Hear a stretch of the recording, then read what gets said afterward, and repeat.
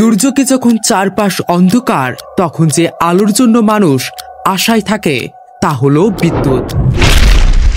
কিন্তু সেই বিদ্যুৎ যদি না থাকে আর অভিযোগ করতে গিয়েও যদি কারো দেখা না মেলে, তখন সেবার নামে যে চিত্রটা দাঁড়ায় তা ভীতিকর। আমরা গিয়েছিলাম আপনাদের অভিযোগ সত্যি কিনা যাচাই করতে, আর যা দেখেছি তাতে আপনাদের চোখ কপালে উঠে যাবে। এই মুহূর্তে আমরা ঝালকাঠি বিদ্যুৎ অফিসের অভিযোগ কেন্দ্রে। সময় এখন সকাল 10টা। আমাদের টিম এখানে এসে অপেক্ষা করেছে টানা 3 ঘন্টা, কিন্তু কোথাও কোনো কর্মচারীর দেখা মেলেনি। আমরা ফোন করেছি নির্ধারিত নম্বরে বারবার। একবার ফোন রিসিভ করে বলা হয় আমি অফিসেই আছি, অথচ অফিস তো ফাঁকা। এরপর ফোন কেটে দেন। ওয়ালাইকুম আসসালাম। এটা কি ঝালকাঠি বিদ্যুৎ সরবরাহ কেন্দ্রের অভিযোগ কেন্দ্রের নাম্বার? জি জি জি বলেন। হ্যাঁ, আপনার অফিসে তো কাউকে পাচ্ছি না। জি অফিসে আছে, লোক আছে তো। অফিসে লোক আছে? হ্যাঁ, যার ভিতরে যান ভাই, অবশ্যই। এইটা কি কমপ্লেইন নাম্বার? হ্যাঁ, এটা কমপ্লেইন নাম্বার। হ্যাঁ, আপনি ভিতরে যান। আপনি কোথায় আছেন? আমি সাইডে। তো কমপ্লেইন নাম্বার তো অফিসে থাকবে, আপনি মোবাইল নিয়ে সাইডে গেলে হবে?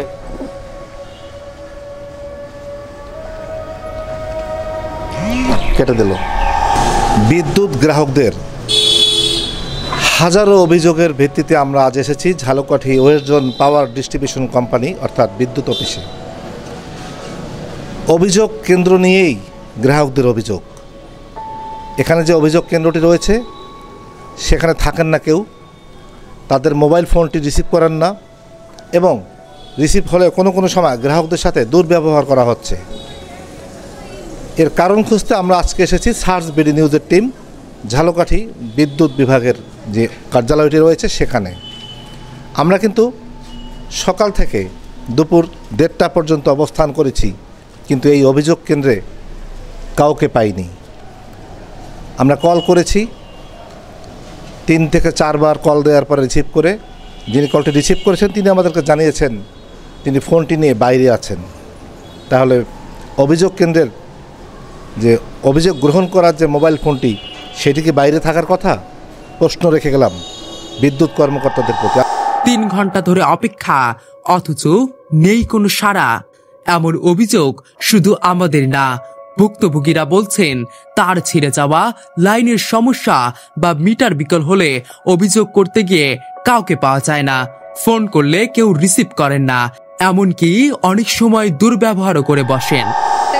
খাম্বা কারেন্ট হয়ে গেছে, কারেন্ট হয়েছে পর ওই জায়গায় আরো 2 জন লোক অ্যাক্সিডেন্ট হয়েছে, কিন্তু হ্যাঁ পর হেরা ফোন দিচ্ছে ডিপুরহীনের মানুষে যে আপনারা আইয়ে এটি হারিয়ে দিয়ে যান। হেরা বন্ধও করে নাই আর হারেও নাই, কিন্তু আমার ছাগল হয়েছে সন্ধ্যার দিকে, আর এই ঘটনা ঘটছে হইলে কারেন্ট হয়েছে 3টের দিকে, কিন্তু হেরা গার্তারামি হেরা এটা করে নাই পর আমার ছাগল 5টার দিকে আওয়াজ আছে, ওই সময় হইনি বইয়ে কারেন্টে ধরছে, কারেন্টে ধরে দুটোটা ছাগল হইনি মৃত্যু হয়ে গেছে।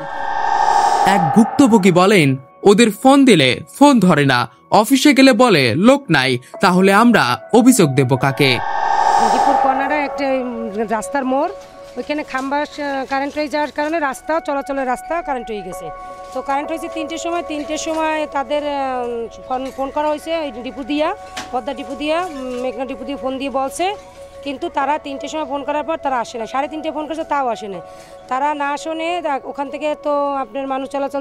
পৌর এলাকার বাসিন্দা নুপুর বলেন 26 জুলাই বিকেলে মেঘনা তেলের ডিপোর পাশে বিদ্যুৎ খুঁটিতে কারেন্ট ছড়িয়ে পড়ে, 2টা ছাগল মারা গেছে, ঘোড়া আর তার মালিক আহত। বিকেল 3টা থেকে ফোন করছি, কেউ ফোন ধরেনি, অথচ 7টা নাগাদ ওরা এলো। এত দেরি করলো, যদি মানুষ মারা যেত।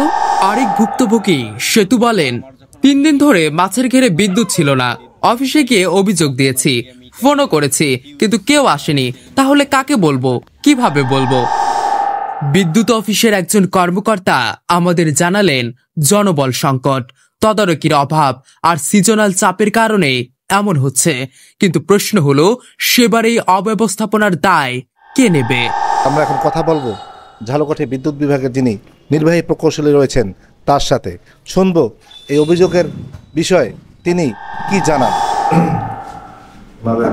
ফোনে পাওয়া যায় না, এটা একটা বড় সমস্যা। ফোন রিসিভ করে না, রিং হয় রিসিভ করে না, আর অনেক সময় ঘটনাস্থলে পৌঁছতে দেরি হয়।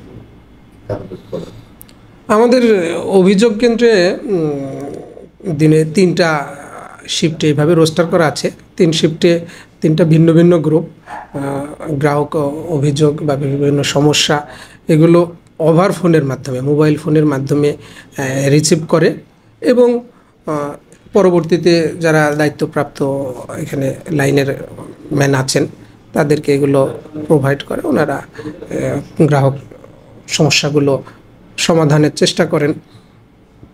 এখানে মূলত এই বর্ষা সিজন বা ঝড়ো মৌসুমে বিদ্যুৎ অফিসের দায়িত্বপ্রাপ্ত কর্মকর্তা জানান, বর্ষাকালে আমাদের চাপ বেড়ে যায়, অভিযোগ অনেক আসে, কিন্তু জনবল কম, তাই সব জায়গায় সময় মতো পৌঁছানো সম্ভব হয় না।